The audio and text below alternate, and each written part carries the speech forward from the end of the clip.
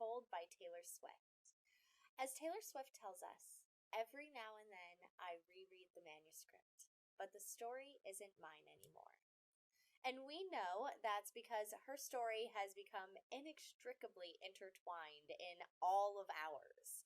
So, on this podcast, we will focus on the invisible strings that Taylor Swift has woven through the lives of those who love, hate, and respect her for many different reasons.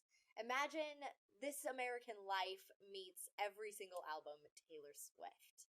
I am your host, Caitlin Sayers. Welcome to this special episode, the Manuscript, the Anthology, part 2 of our pilot. Today, we are going to be deep diving into my Swiftie journey over the last 18 months and discussing how the Eras Tour has supercharged the fandom throughout the last year. So I'm going to sort of just dive in at the end of where I left off in the first half of our pilot, which was my Swiftie journey up through Evermore. And so at the end of that, I had talked about Evermore coming out and how a year later my grandfather died. And that really was a pivotal moment in my life because it made me feel like I was starting to run out of time to take advantage of all of the things in my life that I want to. You know, I wasn't even 25 years old yet, I was 24. But I was really starting to feel like all of these things that I want in my life, if I want to take advantage of them and I want to have the people that I care about around me when I do it, then I need to go ahead and just do it. And so I actually ended up getting married very quickly after that. That way my grandmother could be there. And then a few months after that, my husband and I moved to California, which was a lifelong dream of mine. Literally, ever since I was like 5 or 6 years old, I had wanted to move to California. I tried to convince my dad of it my entire life. And so that May, in the May of 22, me and my husband moved across the country to California, and I finally got to be where I'd always wanted to be. And that was really amazing for me, but it was also a really sort of untethered time for me. It was my first time living away from my hometown, other than when I'd went to college in New York for a short period of time. But it's my first time living away from my hometown and my family for an extended period of time. And so when I first got out here, I started having a little bit of a hard time. I had a really hard time making friends. The attitude of people in California is just very different than people in Colorado. And so, I just found that at work, I wasn't like gelling with other people and I was having a hard time fitting in. And then also, I am trying to start up my acting career. And I was going from a very small market to a very big market. And so I had a little bit of that small fish, big pond syndrome going on where there was a lot to do, but I didn't really know how to access all of it. And that was really overwhelming. And so I really dug into my creativity in that first year. And something else that I talked about in my last podcast is a web series or sort of TV show that I've written based off of a story that I started during the pandemic. And the song Mr. Perfectly Fine, one of the vault tracks from Fearless, is essentially the theme song to that project for me. And so in that first summer after I moved to California, I really dug into Fearless, Taylor's version, and listening to that song. And that is really when I wrote the majority of my screenplay, is in that summer of 2022. And I was really just diving into Taylor's music and looking for inspiration to help me create my own art, which was such an incredible time. And it felt great for a long time, but really what I continued to struggle with was the fact that I didn't have a social group. I was creating a lot, I was being inspired a lot, but I didn't have a social group to share it with. And then at the end of that year, Midnights was released. And so that was at the end of 2022. Midnights came out. And I was so excited for this. This was my first Taylor album since I'd moved to California. And I was really excited about the whole concept of the 13 sleepless nights of her life. And when Midnights came out, my first impression actually was that the album was a little slow, which is really funny because I don't feel that way now, but I do feel like it has sort of a mellow vibe to it, even though it's her poppiest album in a while. But the more I dug into the lyrics of the songs that were on Midnights, the more I started to find things that I really needed at that point in my life. And honestly, and I think this is the case for a lot of people, Yo-Yo K, You're on Your Own Kid, was really one of the most impactful songs for me during that time, especially because I had literally less than 6 months before the song came out. I had moved away from my whole family. I was trying to start a career away from the teachers and the support system that had built me up to this point. And I really felt like, even though I had my husband, I really was on my own kid for the first time. And that song gave me a lot of the support that I needed in order to get through that period where I is learning to stand on my own 2 feet and sort of be an adult in my own right away from my family, and also learning how to operate in a big city. Like, I thought that I grew up in a fairly large city, but moving to Southern California has been a whole new world, and just learning how to live in a place with so many people and so many different cultures, and learning how to communicate with people who have very different ideas of manners and expectations of niceties than we do in the Midwest. Like, out here, that's not as much of a priority, and people are more just like down to the point. And it's taken some growing pains and some adjustment to get comfortable with that. And I think that that is something that Taylor also talks about a lot with her experience growing up in the music industry and having to learn how to communicate with different varieties of people in order to fit into different professional settings, and how to sort of change yourself and sort of code switch to fit into different professional environments in different places like Nashville or New York or LA. And she even touches like that a little bit on the song Clara Bow. And so that, that was a really big deal to me. I loved Midnights. Now, going into 2023, things started to get even harder for me, and I was struggling a lot more and looking towards Taylor's music, especially about the difficult time she was having and things like that, a lot more to support me, because I was trying really hard to get my career off the ground, and then the writers and actors strikes both started around the same time, and I don't have my SAG card yet. And so during that time, I couldn't risk doing almost any work, because if you did the wrong work, you could become union ineligible forever. And so during, like, suddenly everything that I had come out to California to do was put on hold indefinitely. I had no idea when the strike was going to end. I couldn't even look for that type of work. And at the same time, I was transitioning jobs as far as like my hourly day to day job. I had been working as a server in restaurants, and I was transitioning to doing contract labor catering work, which when I first started doing catering work, it was pretty lucrative. I was booking jobs frequently, I was doing events regularly. And then when the strikes hit, actually it was the writer strike, the actor strike, and then the hospitality industry also had a strike, all for about 8 or 9 months out of 2023. And so during that time, basically all of my work, all of the industries that I have worked in my entire life were frozen. And I was in between jobs when the strike started. And so then it became even harder for me to book work, because people weren't hosting events. Film crews weren't having casting parties. Film sets didn't need craft services. Like, I was not able to book any catering work during that time, because of these multitude of strikes that were going on. And so suddenly my career was stalled on all fronts. And I still didn't have any friends out here in California, because I hadn't made any friends at my first job, and now I didn't have a job to make friends at. I was just going and doing these contracting jobs where I didn't really see the same people very many times. And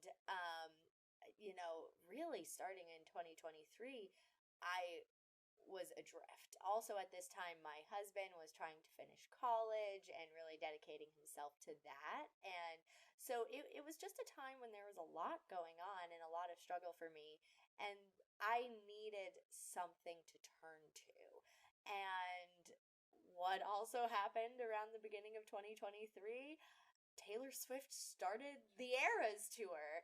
And, I guess it was also maybe early 2023 when the Ticketmaster debacle happened.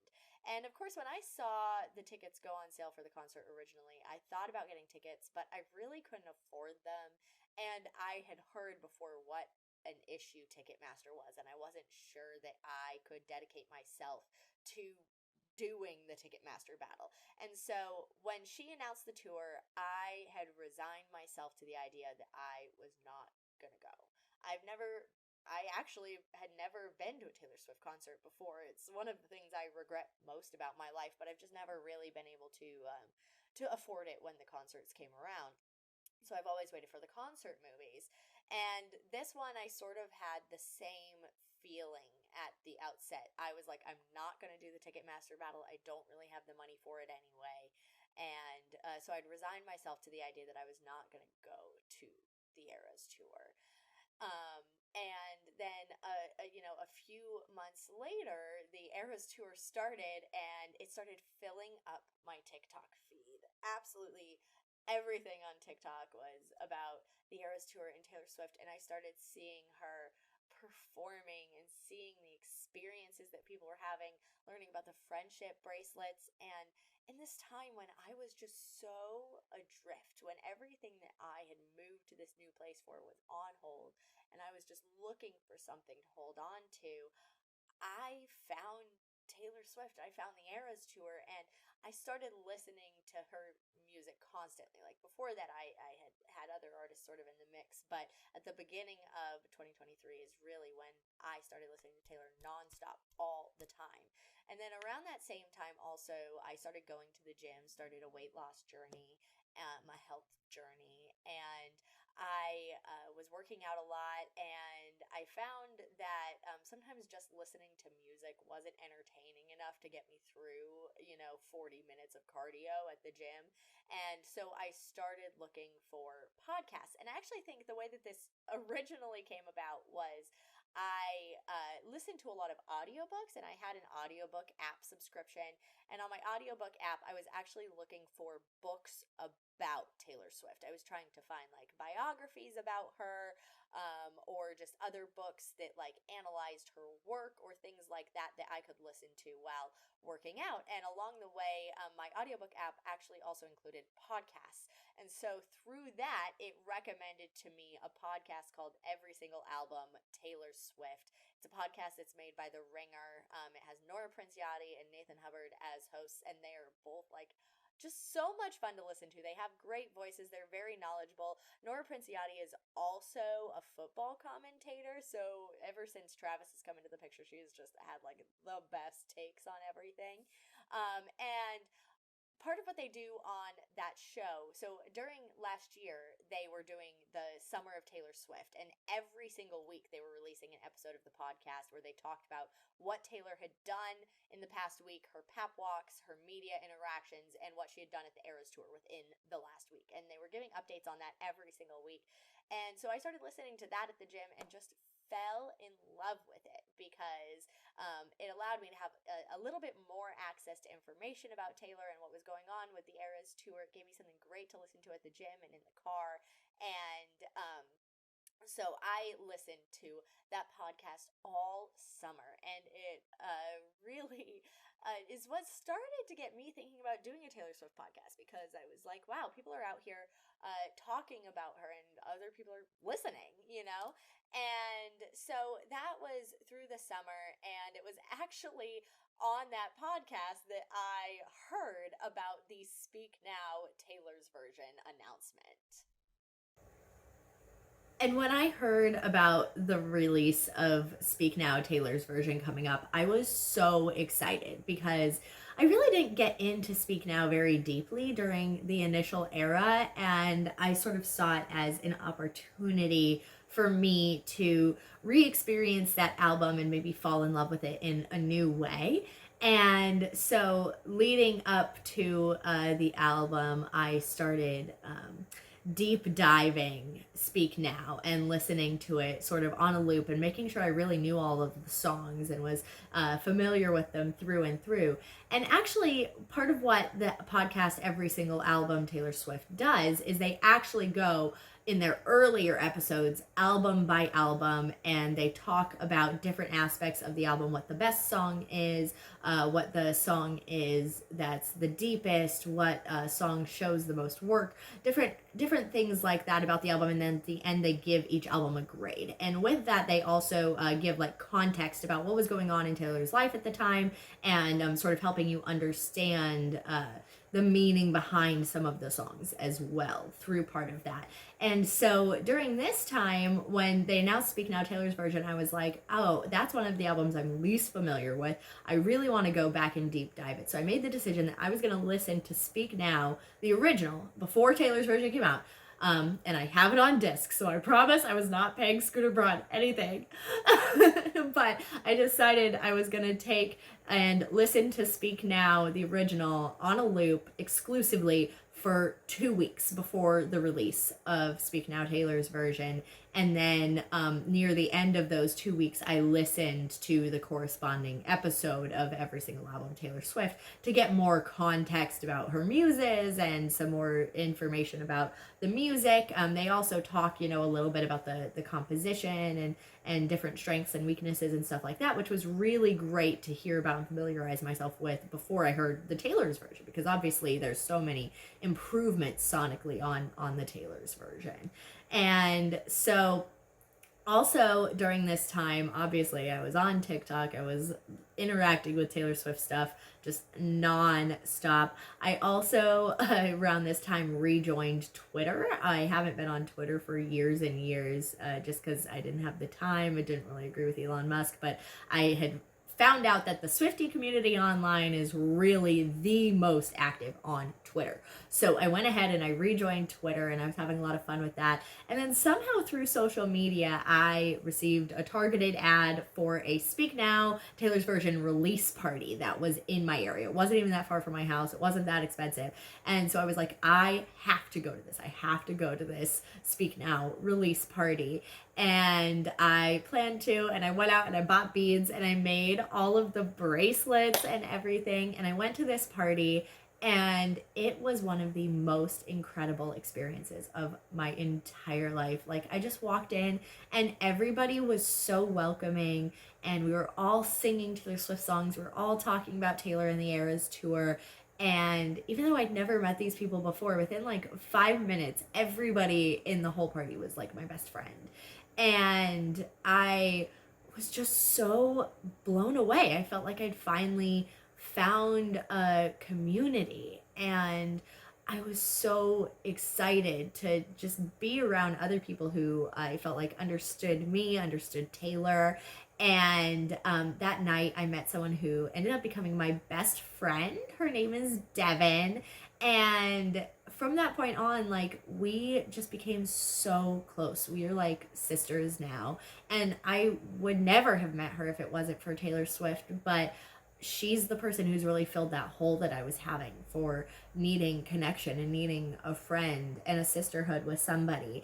And it's not just her. I've met so many other incredible Swifties along the journey. Although I did have one sort of weird experience during all of this. And this experience actually reminds me of the song. I can't remember the name of the song right now, but the line is, "Not a twin from your dreams, but a crook who was caught." And that's because I became really good friends with this girl for about a fortnight. Actually, thinking about it, we were friends for about a fortnight. And then it just turned out that she really wasn't that nice of a person. So what happened was that I was at Chili's, the restaurant Chili's, with my husband, And this was shortly after the Speak Now release party, but before Taylor came to LA. So the concert was coming soon, but hadn't started yet. And I was at a restaurant having dinner with my husband, and a group of women came in, and they were all dressed up in like Taylor Swift stuff, and they had friendship bracelets on and all of this stuff. And I was like, oh, they're Swifties. And my husband was like, oh, you should go talk to them. And I was too shy and I wouldn't. And then later on, I went to the bathroom, and one of the girls from the group happened to be in the bathroom at the same time as me. And we were both washing our hands at the same time, and she was wearing friendship bracelets, and I was wearing friendship bracelets, and I was like, are you a Taylor Swift fan? And she was like, oh my gosh, I am. And we like traded friendship bracelets, and it was a super cute little moment, right? And then she went back to her table, I went back to my table and told my husband, and he was like, well, you're trying to make friends, like, why don't you go get her number? And I was like, isn't that kind of weird? And he's like, no, it's not. You both like Taylor Swift, you know, you may as well try. So I went over and I got her number, and me and this girl started talking like non-stop. We were talking all the time about Taylor Swift. It was so amazing. And like I said, I had accepted at this point that I was not going to the Eras tour. I was like, it'll be fine if I don't, like, except at this point I was really starting to doubt that decision. Like, we were maybe like just a few weeks away. Like, this was right after Speak Now, so I guess we were like 5 weeks away from Taylor coming out to Los Angeles. And I was sort of starting to be like, oh, could I buy some on resale? But they were way too expensive, and I was like, there's no way, it'll be fine. And I met this girl, and she was like, oh, well, actually, I was considered going tailgating at the concert, you know, where you go and tailgate outside of the venue. And I was like, oh my gosh, maybe we could do that. And I, like, since I had this other girl who was willing to do it with me, I was like, this is gonna work. This is what I'm gonna do. I'm not gonna get to go to the concert, but I'm gonna go tailgate at the concert with this girl. And we made plans and everything. We went and looked at the map of SoFi Stadium and found out that they have this outdoor area out there where you can easily go and set up picnic gear and hang out. It's a public park. They can't stop you from doing it. So we're like, oh my gosh, this is the perfect stadium to tailgate at. We made plans. We were going to do it together, and everything came together. I was so excited. We were going to go tailgating. And then there was we were getting close to the end, and I wanted to go so bad to the concert. And I was starting to realize, I was like, I've never been to any other Taylor Swift concert before in my life. And I was like, this is the Eras tour. This is every previous Taylor Swift tour all wrapped together into one. This is my entire childhood, my entire life story in one show on stage. And I was just starting to realize that I really was not okay with the idea of not seeing it in person. And like, spiritually, like, I was not okay with that. And my husband, who is the most amazing and understanding man in the world, he was like, you know what? We have money in savings. You can go ahead and try to buy 3 tickets. You know, I'll give you a few $1,000s and you can go try to buy 3 tickets. And I was over the moon, and I contacted this girl that I'd become friends with. I was like, we're going to be able to go together. I'm going to buy us real tickets. We're going to actually go to the concert and blah, blah, blah. But I mean, we were watching resale sites. The prices were going up and down. And really the goal was to try to get the tickets for $300 to $400 a piece before fees. And that was a really hard sweet spot. There really weren't a lot of tickets coming up in that range. And so it was just really stressful trying to track down the tickets in the first place. But we had this agreement that if we couldn't find the tickets, we were still going to go tailgating and all that.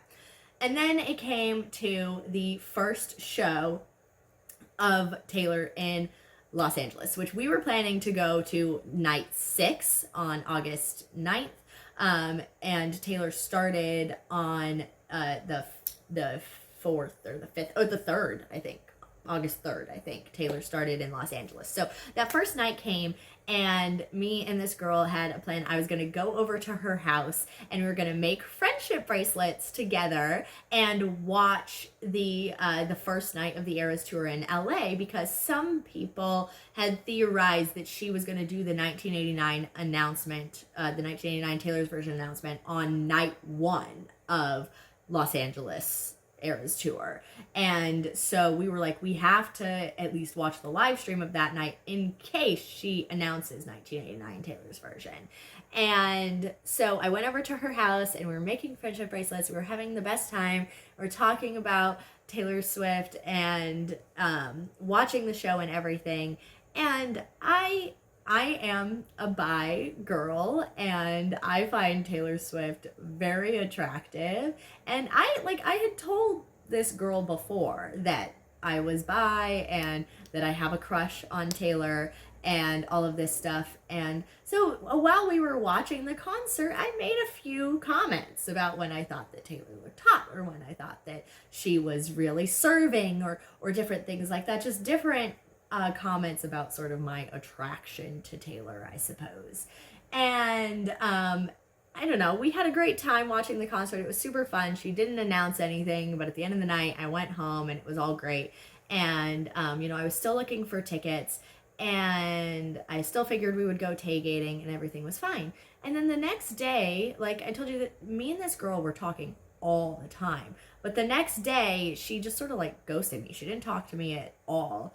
And then the next day after that, she was being sort of wishy-washy and weird. And then all of a sudden she was like, I don't think that I want to try to go to the show at all or go tailgating with you. Like, I've already seen the concert once in Santa Clara. And, if we go with traffic, we won't get home until like 3 in the morning. And I just don't think I feel up to it. And I was like, okay. Like, I was pretty disappointed, but I was like, I guess it makes sense that like you've already seen it and we'd get home really late and it's sort of a hassle to go and blah blah blah. And like she had bought the parking ticket for us to go tailgating, so I bought the parking ticket off of her and stuff. But I still felt sort of weird about it because after that she wasn't talking to me that much at all. And so I finally, like, I'm not someone who can just sit with being uncomfortable. So I finally just texted her and I was like, hey, did I like do something wrong? And she literally was like, yeah, actually, like, after having you come over to my house and like hanging out with you, like, I think you're just a little too comfortable with yourself and your sexuality. And I'm not really comfortable with that. So I don't think that we should be friends. And I was just like mind boggled. Absolutely mind boggled. Like, I had never met a Swiftie who was like judgy like that.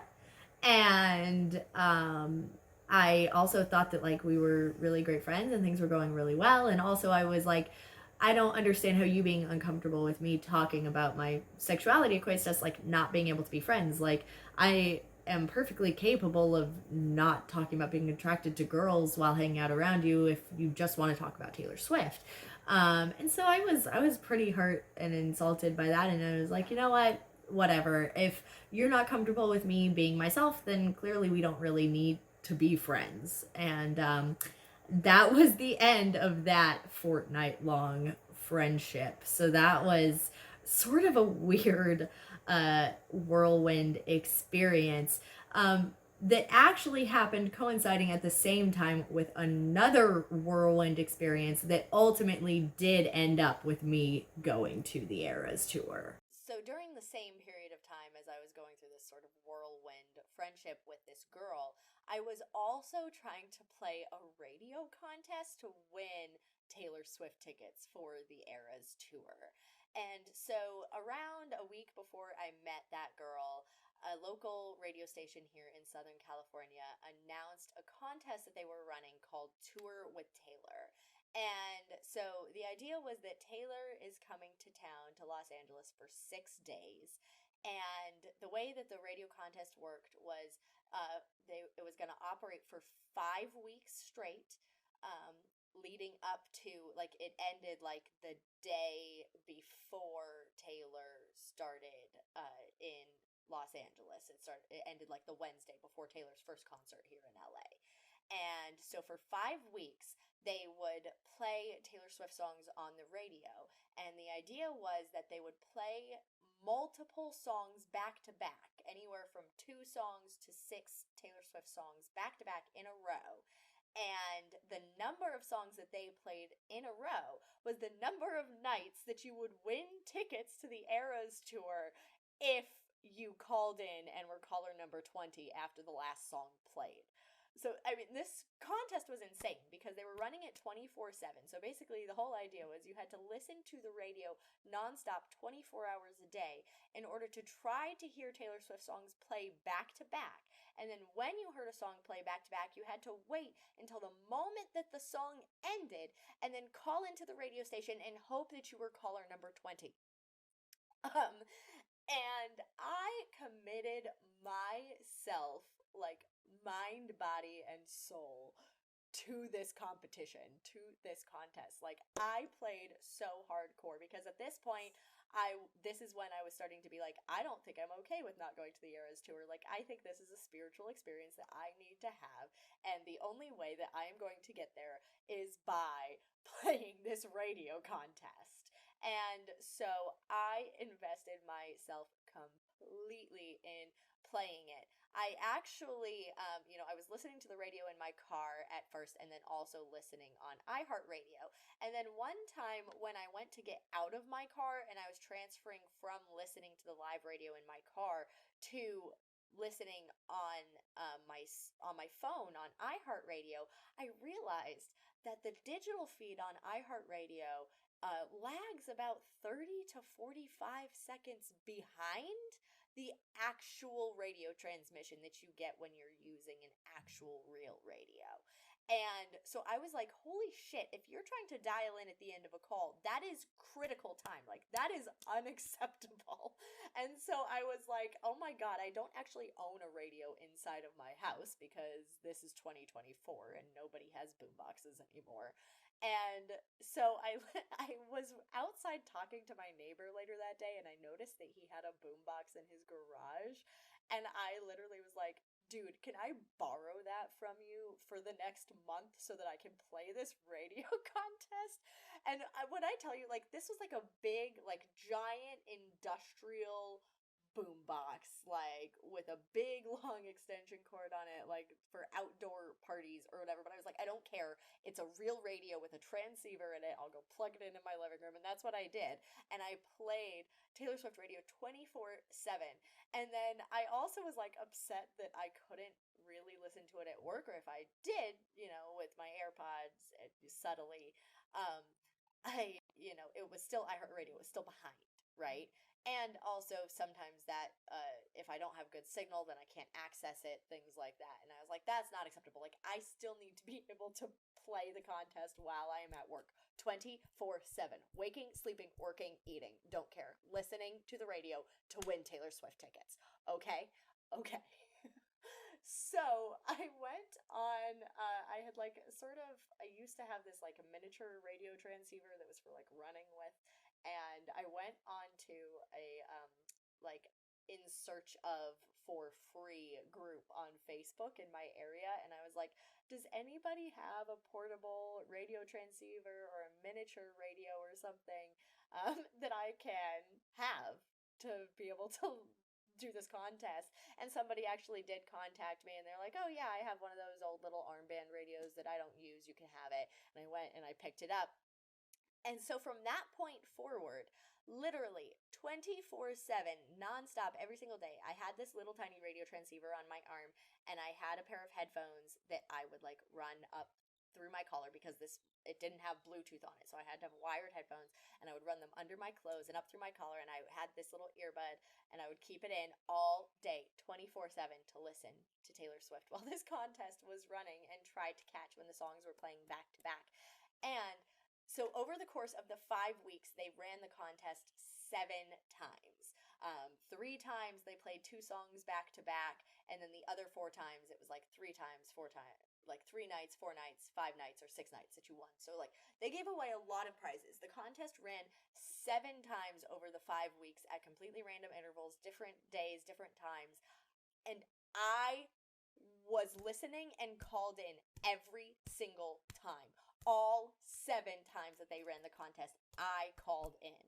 I actually 2 of these times, I'm not even joking, I was asleep. I was dead asleep, taking a nap. And when I fell asleep for my little nappy nap, I had my earbud in my ear and I fell asleep listening to the radio. And when I heard the first Taylor song, it was enough. Like, this is how much I know Taylor Swift. This is how well she is ingrained in my brain. When the first Taylor Swift song came on the radio, I sort of like half woke up but kept sort of sleeping. And then the second that another one came on right after it, my brain was in go mode. Like, I bolted up, sitting straight upright in bed. I had my phone in my hand quicker than shit. I had that number dialed, and I was sitting there waiting for that song to end.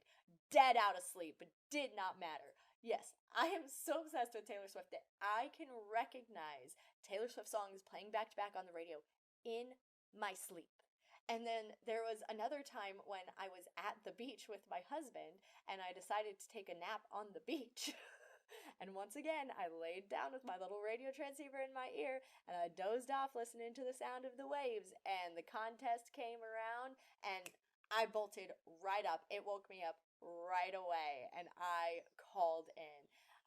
And then another time, when the contest was running, actually, I was on my way to the dentist, so I was listening to the radio in the car on the way to the dentist, and it was really early in the morning, and also, this was, like, one of the last, like, there were 3 days left of the contest, like, they were only supposed to give away 2 more prizes, so we're at the deadline for it, and I was like, this is scary.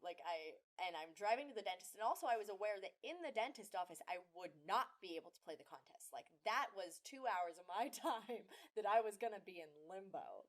Okay, but on the way to the dentist, a Taylor Swift song comes on the radio, and then as I'm pulling into the parking lot at the dentist, a second Taylor Swift song comes on the radio, and I am pulling into the dentist like 2 minutes before my appointment. Like, I am exactly on time. So I don't really have time to sit in my car and continue listening to these Taylor Swift songs. But the contest is happening. It's happening right now. I have to play. I have to play the contest right now. So I sat in my car sitting outside of the dentist office, and the second song finishes playing, and they play a third. And the third song plays, and they play a fourth. And it keeps going. It keeps going. They play all 6 songs. Right now is the moment when they are giving away the prize to go to all 6 nights of the Eras Tour. I am sitting outside of my dentist office. I am already 30 minutes late. I am dialing like a madwoman. I have texted every person I know the number of this radio station and threatened them that if they are not calling this radio station on my behalf right now, I am going to kill them. Okay? Also, the girl who I was talking to that I had become friends with, she was also playing this radio competition. We're trying to win the tickets together. I had called her. She knew. She was playing. Okay? Her name was Brittany. And she was playing the contest. We're both calling. We're calling. My husband's calling. Everybody I know is calling to win 6 nights in a row to the Eras Tour. And finally, on the radio, they pick up. They pick up somebody to tell them that they're the winner. It's not me. It's not me. I'm still getting a busy signal. I'm bawling my eyes out. And the person on the radio says, the winner, her name is Brittany. And I'm like, oh my God, is this my friend Brittany? Is this my Brittany? Did we just win the tickets? And I text her, and she texts me back sobbing emojis because it is not her. It is not my Brittany. We did not win tickets to the Eras Tour. And the contest ran one more time after that. I happened to be at home when it did. Me and my husband both called in. I was having a literal panic attack, like pacing back and forth in my living room crying because at this point I had spent 5 weeks trying to win these tickets. This was my very last opportunity and I knew it. And we called and we called and we called and I did not win tickets to the Eras Tour. I played the contest 7 times. I listened to the radio 24/7 for 5 weeks, played twice in my sleep, and I still did not win tickets to the Eras Tour. I was so devastated. I literally just started sobbing in the middle of my living room. And it was actually later that night, after the contest ended, after I had lost and I knew I was not going to win tickets to the Eras Tour. It was later that night that my husband came to me and he's like, I looked at our savings and we have some money. You can go ahead and buy tickets. And so then, it was a whirlwind from there. He was like, you can buy the tickets. And then I had this great thing with this friend. And then I lost this great thing with this friend. And then all of a sudden I still had money for tickets, but I was going to have to either go by myself or just with my husband, who's not a Swiftie, which is what I ended up doing, going with my husband. But I still ended up like panic buying tickets because what happened with SoFi when I was trying to get the tickets and everything is so like the tickets got cheaper and cheaper on Thursday, Friday, and Saturday when Taylor performed. And on Saturday night there was a set of tickets that was around like $360. And I was like, that's good. They'll keep dropping and by Monday like I'll be able to get tickets that are in the perfect price range that I want. Like that was exactly where I wanted it to be. But what actually happened was the opposite. After Saturday finished on Sunday, the day she didn't have a show, the hype went so through the roof that the ticket prices for the last 3 nights of the show actually started surging again and started going back up. And so then I was like freaking out of nowhere, and I panic bought tickets at $680 a piece, which after taxes ended up coming out to like over $1,800 for both tickets. And I was in obstructed seats in the nosebleeds. Like I paid a shit ton of money for tickets that were like as far away as you could possibly be, but honestly I didn't care once I finally made it to SoFi Stadium because SoFi has this giant like jumbotron ring thing that's on their 4th level. And so no matter where you are in the stadium, you get a premium view from this jumbotron. So that at least was really, really nice. But it was such a nerve-wracking experience trying to get those tickets. And a year before that, I had come to terms with myself. I was like, I'm not going to go, and that's going to be fine. But by the time Taylor Swift rolled into town, I was like, I will never forgive myself if I do not go to this concert. And there was a lot of turmoil. It took a very difficult Swiftie radio pilgrimage and a lot of tears. But at the end of the day, I did make it and I did end up attending the Eras Tour. So I went to the concert and it was the most amazing experience ever, honestly. I enjoyed it so much. And actually, something I had skipped is before the Speak Now release party, I hand sewed a dupe of Taylor Swift's back cover dress from the Speak Now Taylor's Version album. It's that sort of light purple ballet gown. And I was obsessed with that gown. So I actually hand sewed a duplicate of that dress for the Speak Now Taylor's Version release party. And I wore that also to the Eras Tour. And I just had the most amazing time. I also had made like a million bracelets. So me and my husband went actually 4 hours before the concert. And what we would do is we would just like go and walk around the whole area in front of SoFi Stadium. All the people who were waiting in the merch lines, all the people who were there early to like take pictures in front of the SoFi sign and everything. And I would go around and meet a bunch of people and trade a bunch of bracelets. We would do that for like 45 minutes, and then we would go back to the car and like eat a snack and chill out for like 15 minutes. And then I would go back out to the front of SoFi and I would walk around and I would trade bracelets for another like hour, and then we'd go eat another snack in the car. So like we were planning for the long game, okay? Like we knew that we were gonna be at this venue from 3 in the afternoon until 12:30 in the morning. And so we had a plan. I was going to go and get trade bracelets in multiple rounds. I think I got to go and trade bracelets like 4 different times before I even entered the stadium. And then, we would rest and recuperate in between each one. And then we went into the stadium and I traded pretty much all the rest of my bracelets on the way to our seats. And it was just so incredible. Everybody was dressed up.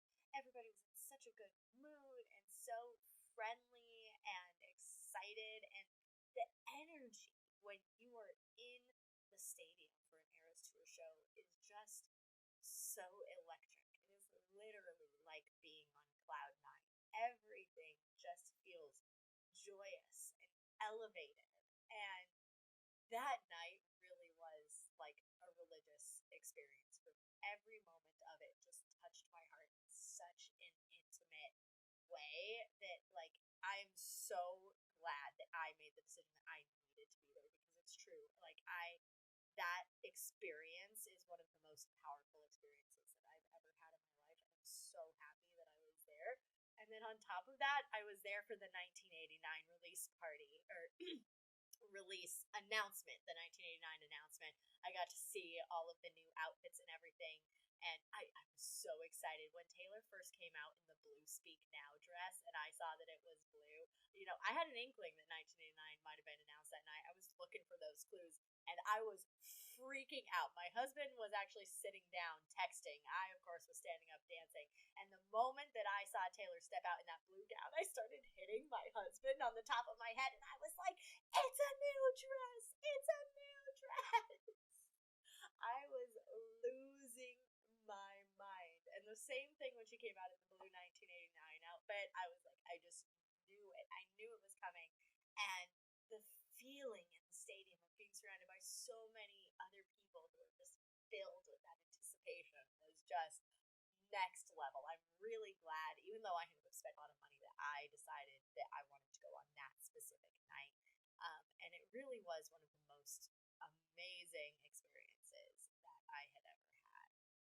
And so after that, I was like, this Swiftie community is my home. Like, this is really where I need to be. These are the people who are helping me be fulfilled and inspired. And I just want to be around other women who really like uplift and support each other all the time. And of course, at that point, we knew that 1989 release was coming up, and I was sure that I was going to go to a release party for 1989. So I was like, I've got to make more bracelets. We got to start preparing those 1989 bracelets. And I was like, I don't want to do this alone. I want to do this with other people. So I actually started a club called OC Swifties, Orange County Swifties, in Southern California. And I started hosting bracelet making parties to get ready for 1989. And all I really did was, post on a little tiny Facebook event saying, hey, I'm going to go sit at this cafe with some beads and make bracelets. Like, other people should come do it with me.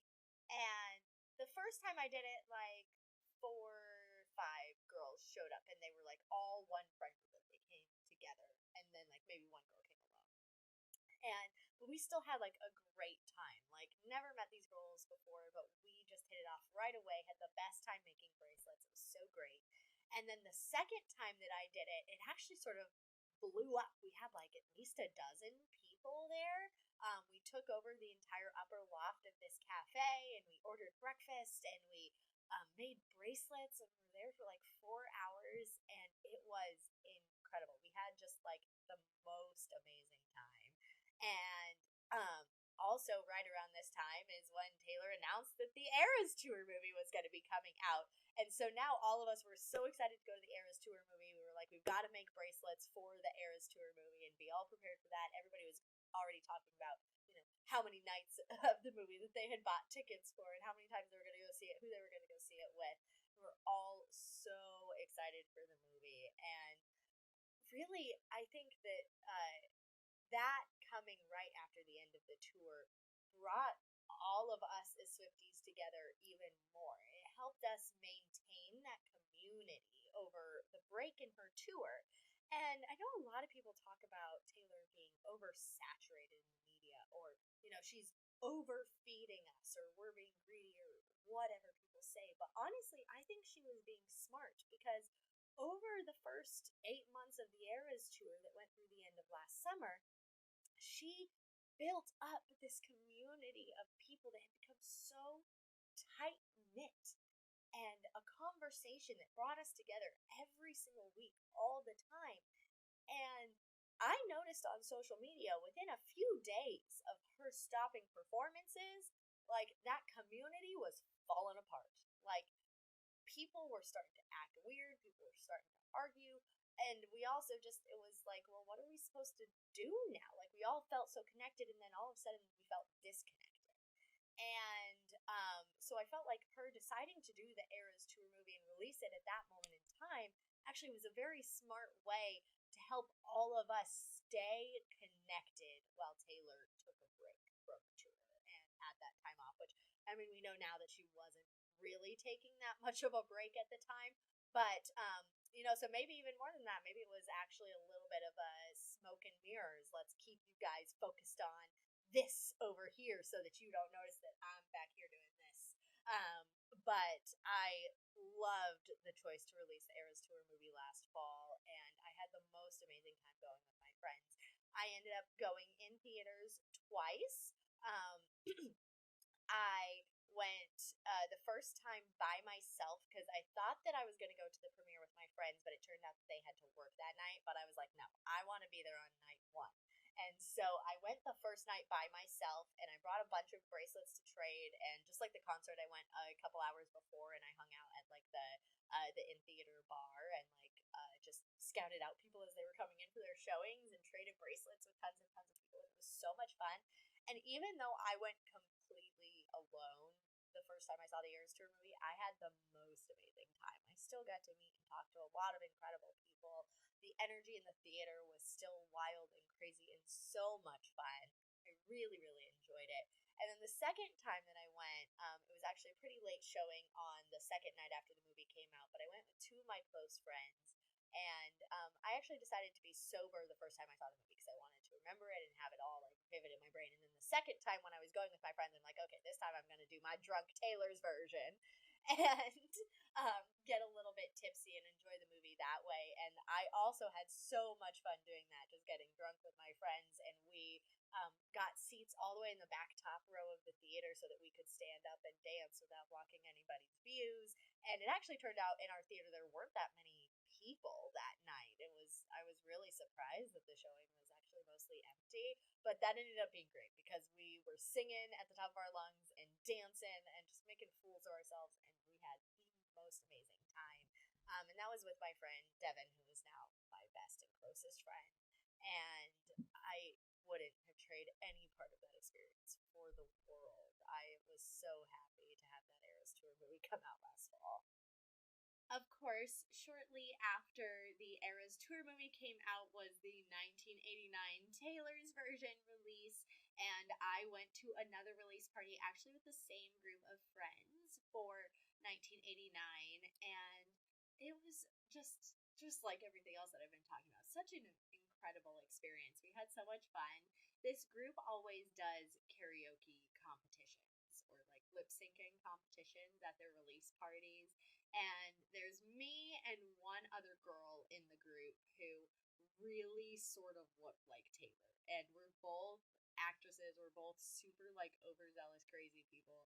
And so our friends always end up picking us to do a lip sync battle of Taylor Swift.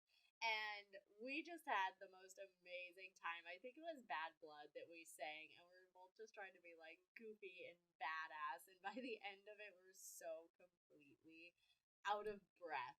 But that night was like, it felt like being at a slumber party when you're a kid. Like, I have not felt that level of girlhood as an adult any other time that I can imagine, than when I go to these Taylor Swift release parties with my friends. And I was so excited about 1989 because 1989 was one of my favorite albums originally. I think it's one of Taylor's most iconic albums. And also around this time, I had, like I said, I'd rejoined Twitter. And through Twitter and, the targeted algorithms that they have, because I'm a Swiftie and I'm also a bisexual young woman, eventually I started to see posts about a certain sect of the community called Gaylors. And please don't come at me. Please don't stop listening to the podcast. I promise you this is not going to be a Gaylor podcast all the way around, or even really have that many Gaylor things. It's really not. But for me at the time, finding that community was something that was really meaningful to me. Because actually at the time I was struggling with the fact that, like, I love my husband. I'm very, very, very attracted to my husband. But I go through periods as a queer woman where my sapphic desires and my desires towards women are very strong. And at that time, I was going through one of those periods, and I was really trying to learn to understand my queerness better. And Taylor Swift obviously is the person I feel like has always understood me the most in my life. Obviously, she doesn't know me personally, but through her music, I find a lot of understanding in my life. And so when I started learning about Gaylor theories and the Gaylor community, it actually gave me a new way to access and understand my own queerness. And that was just really, really valuable to me at the time. That was something that I really needed. And it ended up being a way that Taylor, who has always sort of been a shepherd for me through the hardest times of my life, actually was also able to be a guiding light for me in discovering my own queerness, whether she is queer or not. Knowing that queer themes can be drawn from her music gave me a lot of direction, and really helped me understand myself better and understand the queer community better, and also introduced me to other lesbian and bisexual friends who helped me build more of a community that way as well. And so, for those of you that do know, 1989 is very deeply tied into some of the potential Gaylor lore. And so I was really looking forward to this album, and especially the vault tracks on this album, to see if they shed any more light necessarily on some of the queer theories associated with the original 1989 album. And I think the general consensus is that the Vault of 1989 is pretty strongly about the same person that the rest of that album was about. But it was a very interesting exercise for me to sort of be able to look back on 1989 and see it with new eyes, and gain lessons about my own identity from that album in hindsight. And that was just a really valuable part of 1989 Taylor's version for me. After the 1989 release, there wasn't really a lot going on for Taylor through the end of the year. I mean, of course, she was attending the Chiefs games occasionally. She'd started dating Travis by this point. And she also announced that she was going to release the Eras tour onto Amazon at the end of last year. So, you know, those little trickles of things, but there wasn't really as much going on. And I still wanted to keep the Swiftie energy going. I had made this great community over the past few months by hosting events, doing the bracelet parties, doing all of that. And so I decided that for all of the brand new Swiftie friends that I made in 2023, I was going to host a Swiftmas party in my home. And so I called it my Secret Sessions Swiftmas Cookie Party, because it was at my personal house and not like at a venue. And I invited like 25 or 30 Swifties over to my house, and I pre-made cookie dough. I made 3 different types of cookie dough. I made hot chocolate cookie dough, peppermint sugar cookie dough, and of course, chai tea cookie dough, Taylor's recipe. I had to have that one, of course. And so I had all of these cookie doughs pre-made and like rolled out into sheets, and we had a whole bunch of different style cookie cutters, and everybody got to come in and cut out their own cookie dough and then bake it in the oven so that we could have like the smell of the fresh baked cookies during the party. That's something that I really wanted, was for everyone to be able to make their own cookies like from the dough and then be able to like smell them baking. And then of course we had all sorts of different decorations and stuff, and I also had crafts for people able to make friendship bracelet ornaments. So I had bought like pipe cleaners, little wire pipe cleaners, and made a design where you could like twist the pipe cleaners into like a circle or a wreath, and then you put beads on it to make friendship bracelet ornaments for your Christmas tree.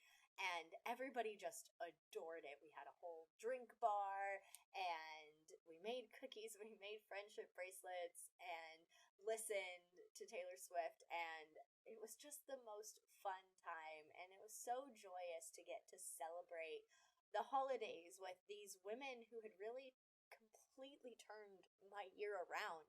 I had started the year out more depressed than I had ever been in my life. No career, no friends, sobbing about the fact that like I couldn't make connections with anyone in the world. And by Christmas time, I was able to open my home up to this throng of women who just absolutely embraced me with their hearts and souls, and who I felt so connected with and have been able to make so many incredible experiences with. And that is really the power of the Eras tour. That is what has happened in the last year, is her tour has supercharged the Swiftie fandom so much so that like now you can reach out and touch another Swiftie. They're right there. Like, it's so easy to find a community now, and there's so many of us. And I think one of the most incredible things about the Swiftie community is the fact that as new members join, we tend to be so welcoming. Like, anytime someone's like, I'm a new Taylor Swift fan, like, I don't know anything, we're like, okay, let me tell you, girl, let me educate you and bring you into the fold. And that is what is just the most incredible thing about Taylor Swift that I don't think other artists necessarily inspire in their fans, and that is the idea that new fans are a good thing. Everybody should be a part of the fold, and we should all be helping each other out and lifting each other up.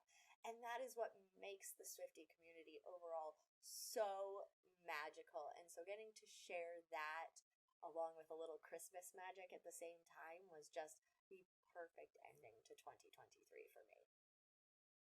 Going into the beginning of this year, 2024, which has just been already even more of a whirlwind year than last year, which is hard to believe for the Swiftie community, but truly, we have been just on a roller coaster for over 18 months now.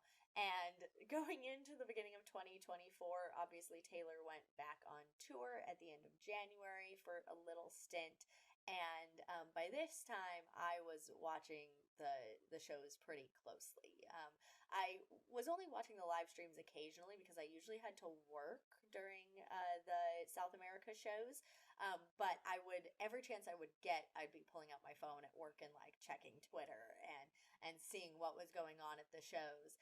And that's actually what happened the night that Ana Benavides passed away at the Brazil Eras Tour show. And it was a really shocking time for me, honestly. The Swiftie community is so important to me, and seeing the way that she connects with her fans, it really is very deeply meaningful to me. And the night that that happened down in Brazil, I was at work and I had gone to the bathroom and I checked up on the show and everything was going amazing and everything was beautiful. The show was so exciting. And then I went back to work for a little while and came back later and pulled out my phone to check again. And the next time I checked my feed, all that was on the feed was Ana's story. There was nothing left about the show. It was all just about Ana, and it was sort of like whiplash. Actually, when I go back and think about that night in my memory, it almost feels like two separate nights. Like I almost can't reconcile in my brain that like the first half of the night where I was so excited about the Brazil concerts and how beautiful they were, and I can't reconcile that with the second half of the night when I learned that Ana had passed away and how deeply hurt that was. I actually had to fight from crying at work most of the rest of the night because I couldn't get out of my head the thoughts of, the idea that she had passed away and she'd never even gotten to see Taylor in concerts. She hadn't actually even gotten to see her perform. Thinking about what Ana's family must have felt like, and thinking about how devastated Taylor must have felt knowing what was happening and still being forced to go on stage and perform. And that just hit me and impacted me very deeply, just how devastating that event was for everybody involved. And it made a really, really deep impact on me as a Swiftie at the time. And made me pay a little bit closer attention to the way a lot of the other international shows are structured. I did a lot of research on GA shows and things like that. And honestly, I probably would be more hesitant in the future to go to a general admission show than I would have been before that happened. So that moment definitely stands out in my mind as something that happened this year. But that moment also feels like it was a million years ago, because now so many other Eras Tour shows have happened since then. It feels like we've lived a whole other lifetime since January, when all of that went down. I continued to watch the other international shows, and there was actually one night that was really special to me when I got home from work really late and I was staying up really late at night alone. And because of that, I decided to go ahead and watch the live stream of the show, because that night the show was airing at like 1 in the morning my time. But I happened to be up late and no one else was awake in the house. So I was like, okay, I'll go ahead and watch the live stream. And I was watching the surprise songs, and it happened to be the night that she performed The Outside as a surprise song on piano. And that's a song that for some reason I've never really connected with that much. When I listen to it on debut, I'm like, I just don't get it. Like, which is odd because I have always been sort of an outsider and had trouble making friends and had trouble clicking with people around me. And that's something that I identified to Taylor a lot on. And when I saw her perform The Outside on the piano, and I heard the emotion in her voice during that performance, it clicked for me for the first time. I was finally like, oh my gosh, I get this song. This song is about me. This song really does touch me on a spiritual level. And having that little moment to myself awake at 3 in the morning, watching Taylor perform that song on a grainy live stream was just so spiritual for me. And I honestly, like, I was already super excited for debut Taylor's version, but now it's like a need. I'm like, my inner child needs to hear debut in Taylor's like adult, mature voice and hear all of that emotion behind these songs. And I'm just so, so, so looking forward to when that finally happens and we get to have debut, because I feel like that will really be a huge healing moment for my inner child. So by this point, of course, Taylor and Travis Kelce had been dating for quite some time. Almost 6 months, maybe. I don't know, like 4 months or something like that. But we came up to the playoffs to decide who was going to go to the Super Bowl. And I will tell you, I am not a football girly.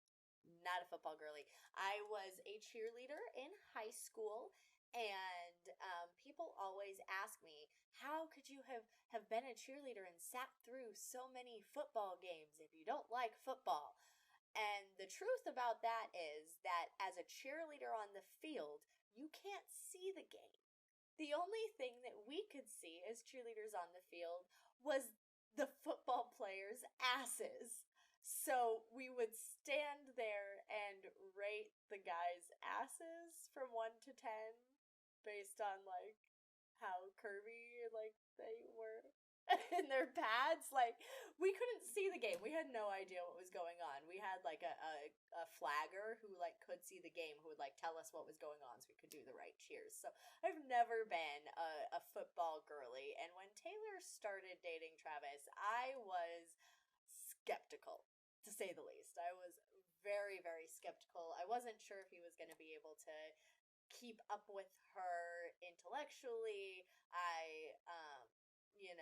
Also, like I said, around this time I was learning a lot about the Gaylor community, so that made me even more a little bit skeptical, especially because I didn't want to like him because he was a football player.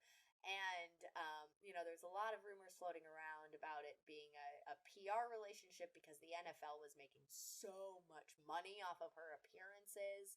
And so for a long time, I was really sort of skeptical about what the deal was with her and Travis. But the playoffs, when I saw her go down to the field at that game, it completely changed my mind. The energy between Travis and Taylor at the playoff game was just undeniable. I saw the way that they looked at each other and the way that they kissed. And for me, the moment that it clicked in my mind, the thing that changed my mind for me was I was watching them kiss and talk on the field after the playoff games. And I looked at Travis's face and I was like, that's the way that my husband looks at me. Like, my husband loves and worships and adores me. And I saw the same look on Travis's face looking at Taylor that my husband has when he looks at me. And I was like, that's it. Like, he's so far gone. And she was looking back at him in the exact same way. And in that moment, it clicked for me. I was like, there's no way this is PR. They really, really care about each other. And it was so clear at the playoff games. And even just now, like, thinking about it makes my heart flutter. Like, they were so adorable. And after that, I was like, Taylor is really in love. Like, the Joe dark ages are over. Taylor is in love. She's embracing it. She's being in love in front of the world. And I miss that so much. Honestly, I hated how quiet Taylor was during the years that she was with Joe. And I just sort of like told myself that I respected that decision and her right to privacy, because of course she has every right to privacy. But at the same time, it makes me so happy to see her being public with a relationship, and having someone who is so publicly devoted to her is just incredible. And I feel like she's really getting what she deserves for the first time. And that whole idea has just snowballed going through the rest of this year. You know, we had the playoffs, and then what happens next? Taylor wins a Grammy for Album of the Year for Midnights. And that is the start of one of the most insane weeks of 2023. Taylor wins 2 Grammys, and what does she do when she's announcing her first Grammy? She announces that she has an album that she's been hiding from us for 2 years. The Tortured Poets Department. I was so shocked when that happened. I am a hardcore rep girly, okay? Reputation has been my favorite album, no holds barred, since the day that it came out. When that album came out, I was like, this is the Taylor I have been looking for. I love Reputation. And so, with all the clowning going around about Reputation Taylor's version, the 112-day theory, you know, all of this stuff that was going on, I was so sure. I had predicted the 1989 Taylor's version release correctly. I went to the concert and it happened, okay? And I was so sure that the Grammys is where the Reputation Taylor's version announcement was going to happen. I'm pretty sure a lot of us felt the same way. And so when she came out and announced that instead we were getting a whole new album, I was just mind blown. Like, part of me was a little bit devastated because I had poured all of myself into clowning over Rep, but the other part of me was like absolutely euphoric. Like, what do you mean I'm gonna get a whole set of new Taylor songs? Not just vault tracks, like brand new content about the most insane year of this woman's life. I was so ecstatic watching the Grammys when that happened. And then she went from there to performing in Singapore all week, of course, and those shows were also spectacular. That's when she started announcing the different variants and all that jazz. And then, of course, at the end of that week, the much anticipated Will Taylor make it to the Super Bowl? And of course she did, with plenty of time to spare. Like, this week of Taylor's life will go down in history as like the most insane Taylor Swift week ever. She won the Grammys, she went and performed 4 shows, and then she shows up at the Super Bowl. crazy, crazy contentious Super Bowl. That night that the Super Bowl was running, I actually, again, was at work. I had to work. And at this point, I was working at a hotel where I do in-room dining. I do room service where I deliver food into people's rooms. And so it was really interesting because just like with the Brazil shows, I was getting the Super Bowl in snippets.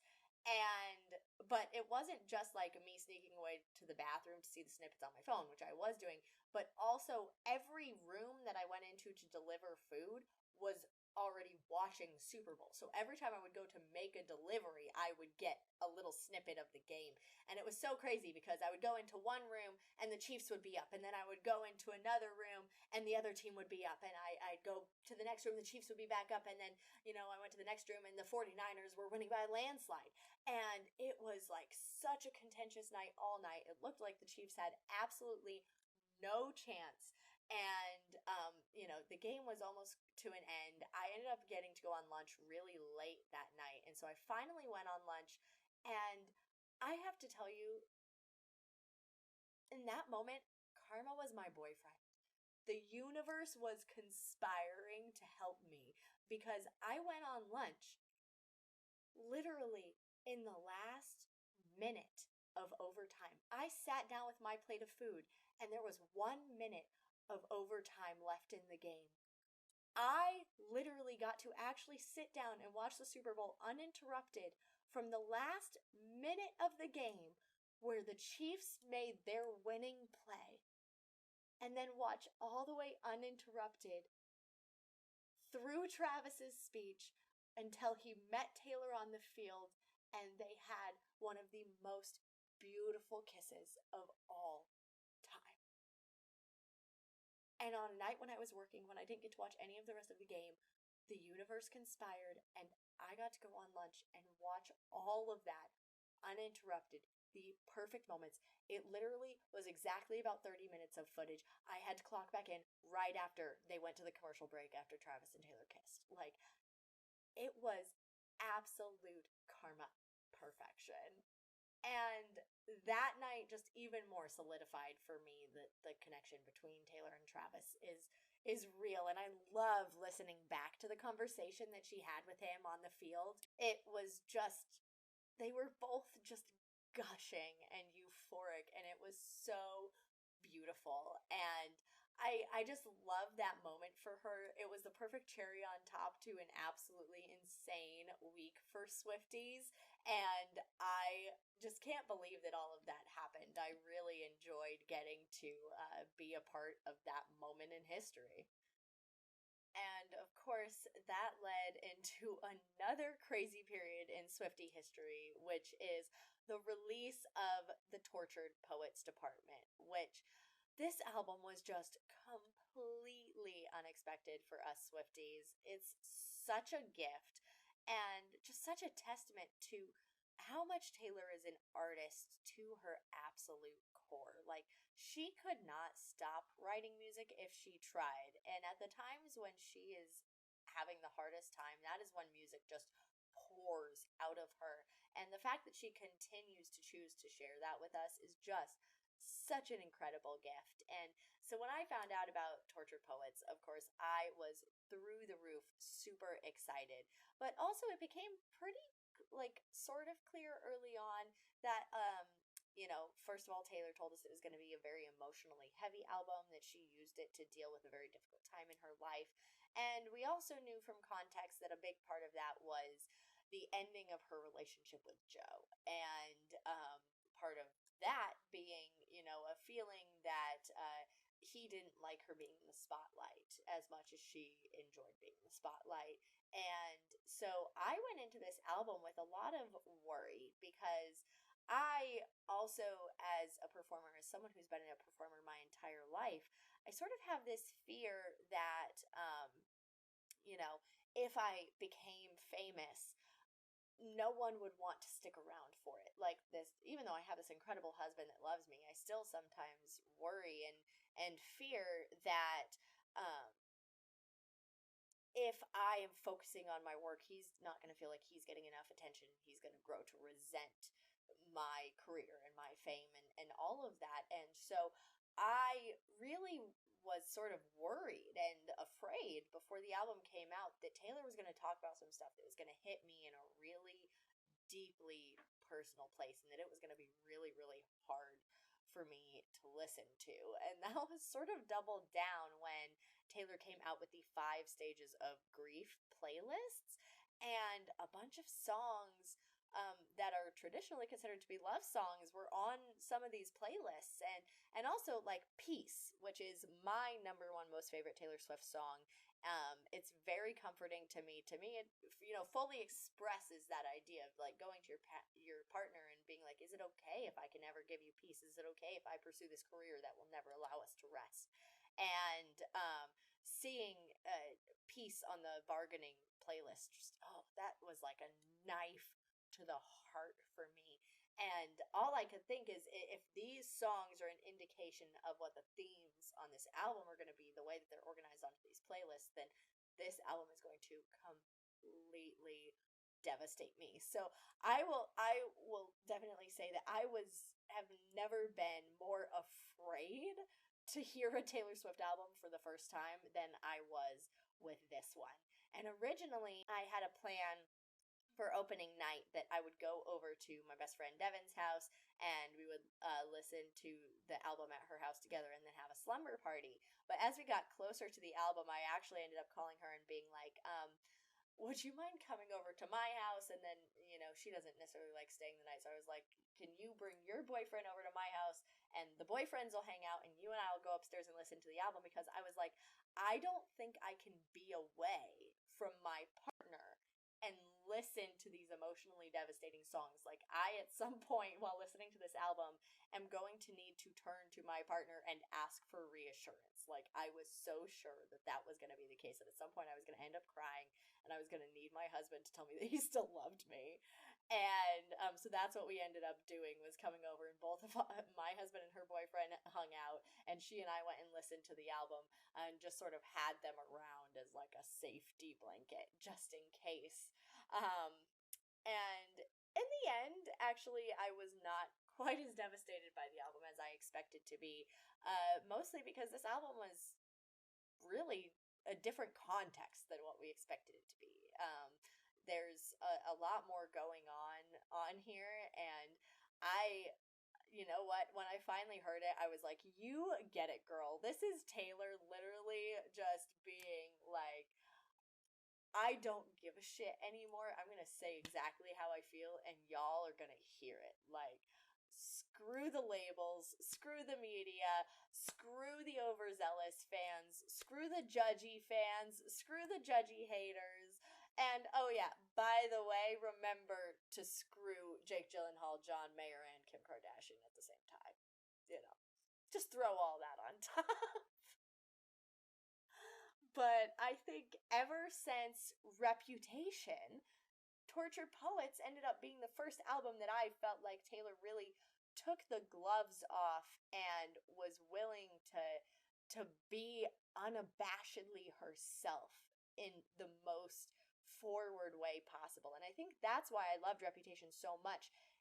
When it first came out, it's the first time that I felt like Taylor put music out that wasn't concerned with being a good girl, like she talks about in Miss Americana. It was the first time where she released music that really felt adult to me, because she wasn't trying to appease people. And on Tortured Poet, she's definitely not trying to appease anyone. In fact, it is quite the opposite. And I absolutely love that for her. And I honestly think that Tortured Poets might be knocking Rep out of that top slot for me. Tortured Poets might be becoming my favorite album. I keep telling myself that I'm waiting until Reputation's Taylor's version to make that decision, because I feel like at Rep as my favorite for now almost 10 years, 8 years as a Rep girly, that I at least owe it to Rep to hear her vault tracks before I knock her out of the number 1 slot. So we will see. I will keep you updated on how that goes. But Tortured Poets really, to me, being so exposed and open, especially after a year where I myself experienced so much depression and so much hardship, felt like something that I really needed. And really, to me, I just think it's so incredible. I'm so happy for Taylor that she was able to release this art into the world that is so raw.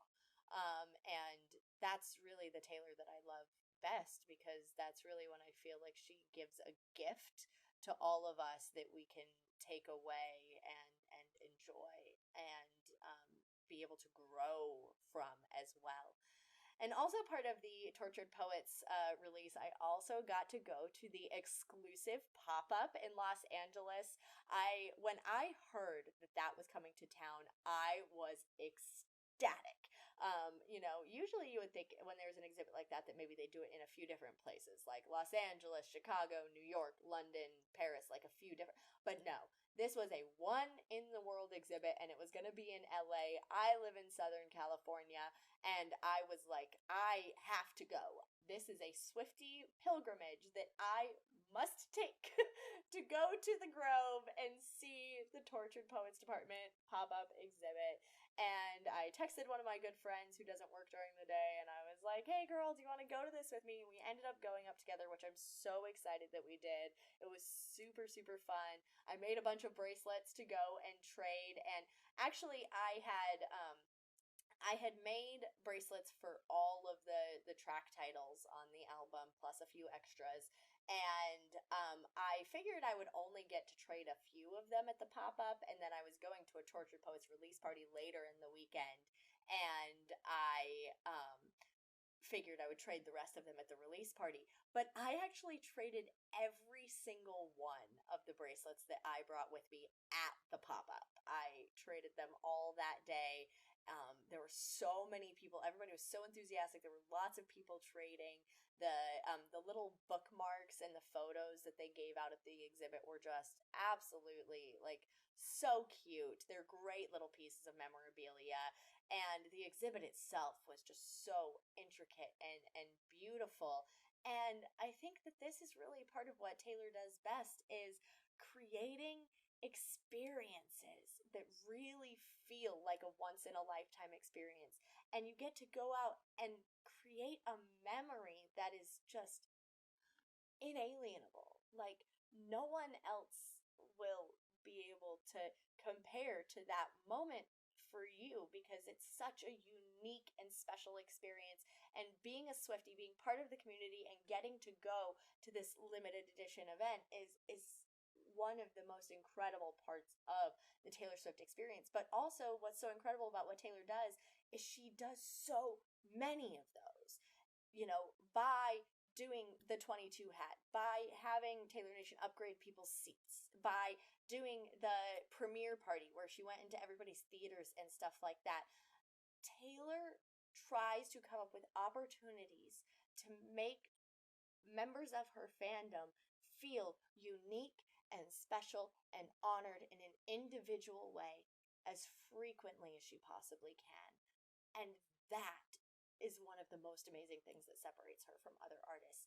That is what is going to continue to carry her forward through generations of making new music and writing new parts of our lives, is the fact that she really values her relationship with her fan base, and she goes out of her way to make us feel special and to make sure that we are having these experiences that are not just spectacles of art, but are truly spiritual memories that we get to keep forever and ever. And I think that is really the power of Taylor Swift when it comes down to it, and what has caused our fandom to become so supercharged over the last year is just the fact that the Eras Tour has allowed so many more people to get to see that, be a part of it, and come into that fold. And so I think going forward into the world now, Taylor has this fan base of all these incredible people that love her, and she will continue to sort of shepherd us through life with these incredibly unique experiences. after tonight, when you hear these songs out and about in the world, my dream is that you're going to think about this podcast and the memories that we've made here together over the last year of the Eras Tour. Thank you all so much for listening. Please make sure to subscribe to hear more unique life stories tied together by the invisible strings of Taylor Swift.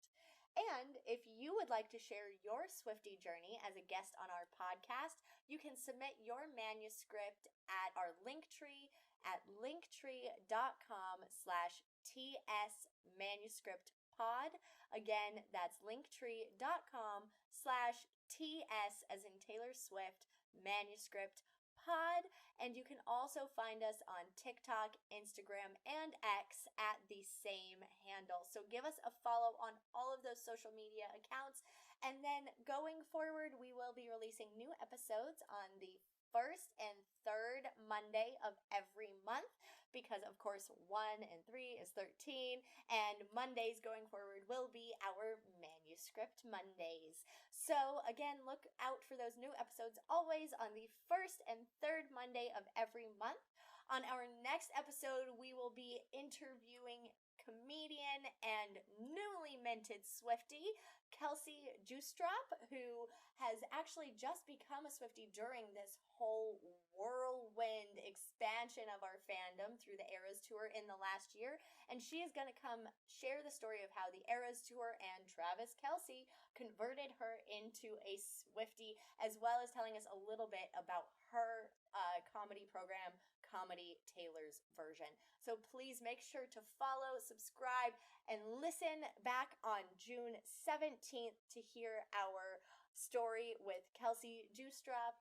And I really thank you so much for listening. I am so excited to hear more Swiftie stories and share them here with you.